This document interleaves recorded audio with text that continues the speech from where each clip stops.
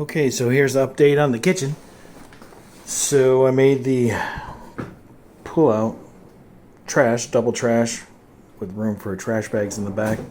And manufacturers don't do that, and I don't know why. So the drawers are done. Everything is soft close. And then the utensil drawer with a slide back.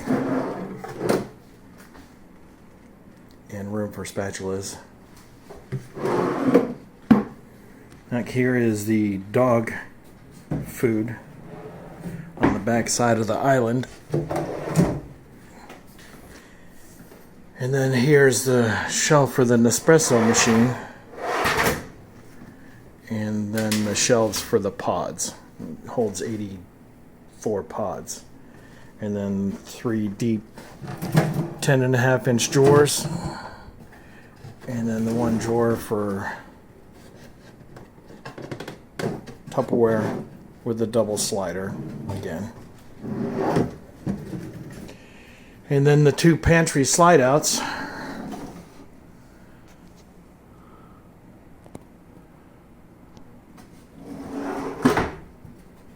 That one's 36 inches and this one is 48 exactly. So instead of wasting space and making it a 49 or 49.5 inch, I just spaced it down and had to put this drawer glide in there to keep it from wobbling from side to side. Otherwise than that, that's it so far. Next is just dividing the uppers where the cabinet's gonna go for the sheet pans, fixing the drywall, closing in for the microwave, painting the back or putting the wood on there, and then I'll start making the drawer faces for everything, and then that'll be the countertop. In between there I have to sand touch up the metal bars and then just paint them.